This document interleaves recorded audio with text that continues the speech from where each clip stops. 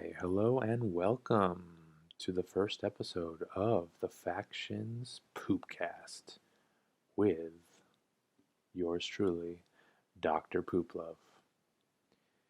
Now, I'm creating this show for those faction heads out there, and this is a show made by a day one factions head. You may be wondering, why are you making a podcast about a dead game? This game came out in 2013, and it's 7 years later, and now you're creating a podcast about it? Yes, that's true. You have a good point, actually. But this game is still kicking. People are still playing this game. You can load into a match like instantly, and it's still the most fun game out there. I've been trying to play some of these other games that maybe are somewhat close. The latest, being Rogue Company. And honestly, it's just not as good as The Last of Us Factions. And so this is what I want to focus on. I mean, Factions 2 is potentially around the corner. Factions 2 is coming soon, sometime. I really just can't contain the hype for it. So I'm just playing every day. I'm thinking about it every day. I'm thinking about what the next iteration will be. And I don't know. I mean, I guess that's just fueling my love for the original right now. So I have to make a podcast about it. And so this is it. This is my Factions Poopcast. And what I plan to do is release maybe around weekly episodes. And we're going to have a few rotating segments. And it's not going to be too long because really, what is there to talk about? I mean, I think there's plenty to talk about, but do we really want to talk an hour every time about this? Maybe when Factions 2 comes out. So the first segment that I'm going to introduce, and I think we'll do this until we're done, is a patch history lesson. And what I want to do here is I want to get into the various patches that have been made along the years and just talk about what the state of the game was pre-patch, maybe a little bit of post-patch, and what the patch actually did and what that actually changed. And so, yeah, I think that'll be fun. And the first patch we're getting into is patch 1.01, and this was released on PS3. And it was actually a day one patch. So it was released in June of 2013.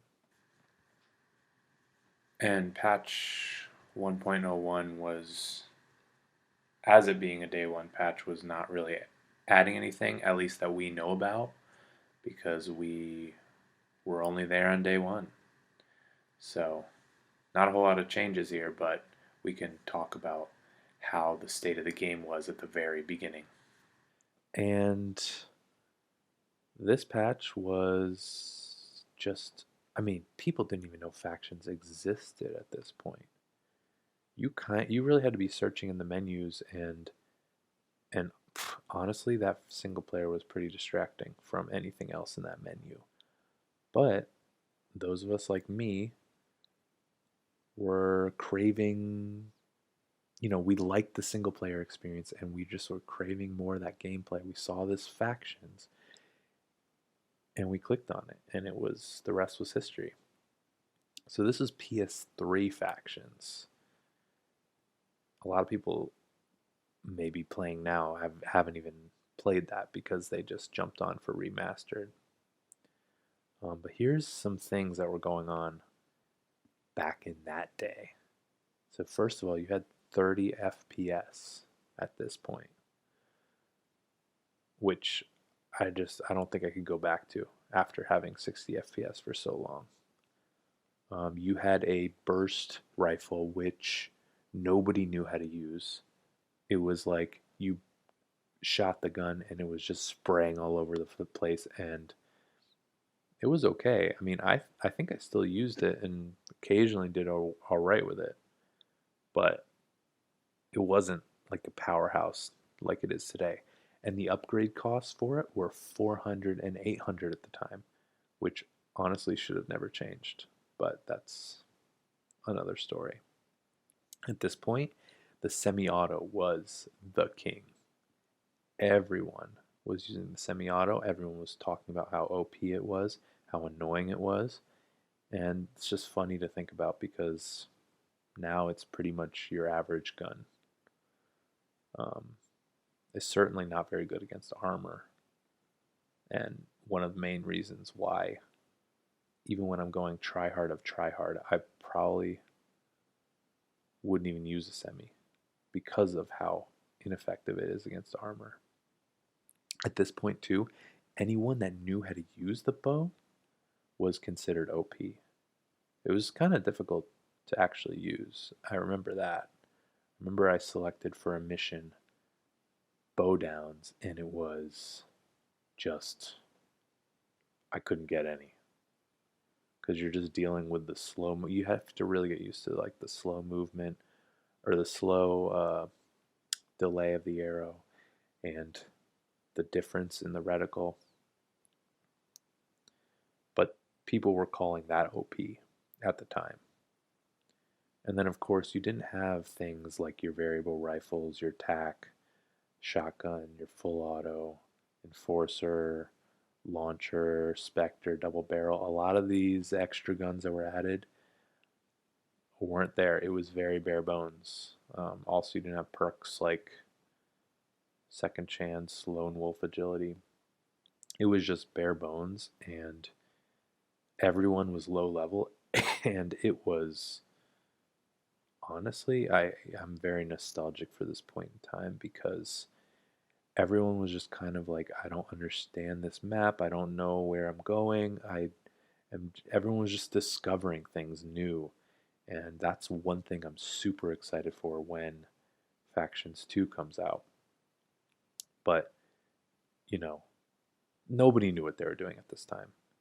Uh, for instance, I remember for the longest time, I would open up a supply box and I would see the supplies there, and I figured that my teammates needed some of those supplies as well. So I would pick up like one or two of those things and leave the rest for my team. I had no idea that that was individual to me and that I was basically just shooting myself in the foot. Um, I also played a lot of survivors. I wasn't playing supply raid. I wasn't playing, well, interrogation wasn't even out yet. Um, I was playing survivors, just slow, campy. Everyone like didn't know what they were doing. It was amazing, but it was immediately addicting. Um, and it's just funny because I never played multiplayers.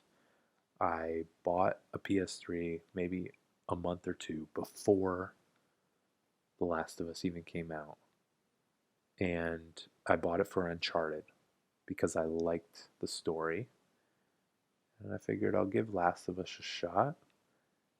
And it's just so funny because, like, sure, the story was great, but the only thing I really thought about was the factions multiplayer. It's just so fun. And so that is my little history lesson for patch 1.01 on the PS3. So we'll see what kind of changes. We'll go through the changes of patches and as they go in the next episode. But now, what I want to get to is really the topic of today's show, and that is intimacy. Intimacy in factions. Oh, yeah. Nothing like a hunter and a firefly snuggling up, trying to get warm in a lakeside cabin. Okay, well, I'm not talking about that type of intimacy. What I'm talking about is a general closeness you get with other players through this experience. And I think this was by design, really. But let me kind of explain what I'm talking about. And and by the way, I think this is something that is just something that really draws people in. I think it's one of the kind of it factors that this game has that really makes it so addicting and why it is such a cult classic. And so, I mean, first of all, you can think about intimacy within your own team. And what I mean by that is, you're not just operating on your own.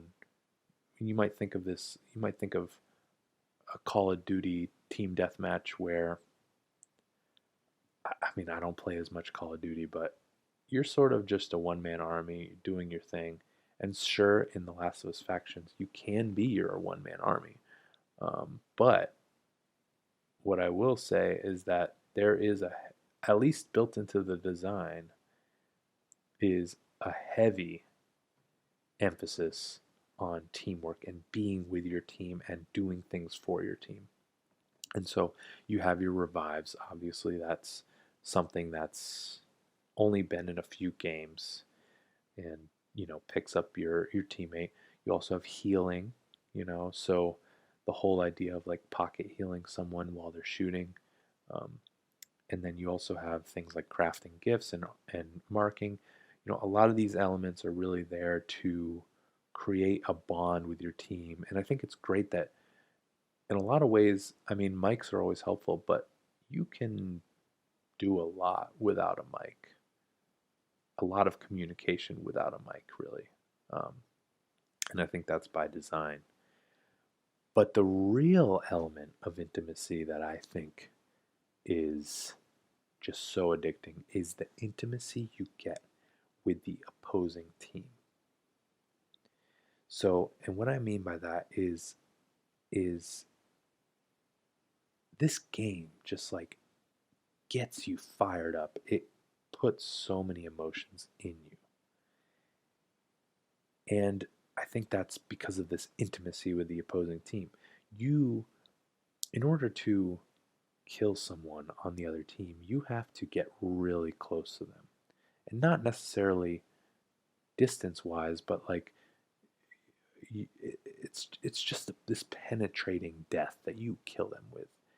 Um, so let me explain. So like shivving, right? You are slowly plodding behind someone and getting your knife to their throat, and it's guttural and it's gruesome. And especially if you're in the U.S. where they didn't ban any of the gruesome gore, um, you see your body just die lifeless, and I think it just creates something within you. The whole uh, experience it's almost like you're being murdered, and I really think that's what what Naughty Dog is going for. You also think about the special executions. It's almost like a taunt a little bit, but it's a taunt of killing someone. And so when you're there and you're crawling around, someone special executes you, you just feel like that whole like you know what do you call it, the cinematic, not the cinematic, but the I can't think of the word, but the whole movement that your character goes through, and you're sitting there scared as they're just sitting there about to kill you. It's so affecting. And I think that's why, like in this game, more than any other game, you get hate mail. Or you even want, you sometimes you really want to send that hate mail. Because you just get so, it's so like personal when you die. And you also get intimate with people across the map from you. Or, you shoot them in the head and you get headshot, and it's just feels like, dang, they just own me. Um, I don't even need to talk about tea bags to get this point across. Um, and then, there's also a lot of times if you're, when you get a little bit better, you end up being kind of the main guy on your team that's doing well, and then someone on the other team is is like your rival, and you create that rivalry throughout the match. And it's always funny, like when you have this super heated match with someone, you're trading back and forths, and you never get like a good game. Like, oh man, that was so fun. You get a message that's like, yo, fuck you. And that, I just think the way that you get so intimate with people in this, these 8 people in this match is just, I think it's by design. You're supposed to feel almost like this is your body, you're surviving. And so it creates this fueled emotion, and I just love that. And I think that's really one of the hooks that Naughty Dog has built in, and I think that's one of the things that I think just has to be in the sequel in order for it to, you know, really be successful. And so that is just my thoughts on that I've been wanting to share about the factions and some of the hooks. And I think in future weeks I might share some other things that have really hooked me, or what I think is really hooking about this game. And so let me just bring us to the final section of this podcast, which I think we will do for, well, you never know how long we're going to do this for, but this is called the Factions to Watch. And so what this is, every week we'll maybe like look at and see if there's any news about factions. And I think it's going to be probably quite a bit of a meme that there will be no news for a while. But I mean, we do know a few things. We know in 2019, when they said there wouldn't be a multiplayer in part 2, they tweeted out some sort of acknowledgement of the multiplayer, that we'll see it in some form. We've seen some cryptic tweets from Neil Druckmann kind of saying, oh, that other thing, just be patient. I think there was a live stream at one point where, I forget his name, Anthony Newman, that's his name, mentioned something. He said, it's being worked on, And then we know there's some leaked footage out there, which you could probably look up on YouTube, but you could actually see like this is maybe some of the early phases of development of Factions Part 2. And that's kind of all we really know right now. Sort of another thing is this guy, Agarwal, who is responsible for the Uncharted 4 Agarwal gun, or at least it was named after him. He is a multiplayer designer who is, his job is like changed to lead designer now, so you would maybe assume like, okay, he's working hard on factions because that's kind of his skill set. That's speculation though, I don't know. So we really don't know much of anything. But, maybe next week there'll be something, or maybe we'll just have this be a pretty much dead segment until we know something. But anyways, I hope you guys enjoyed listening to the first ever episode of the Factions Poopcast with Dr. Poopcast. With Dr. Pooplove, not Dr. Poopcast. And, well, we'll see you in episode 2. Take care.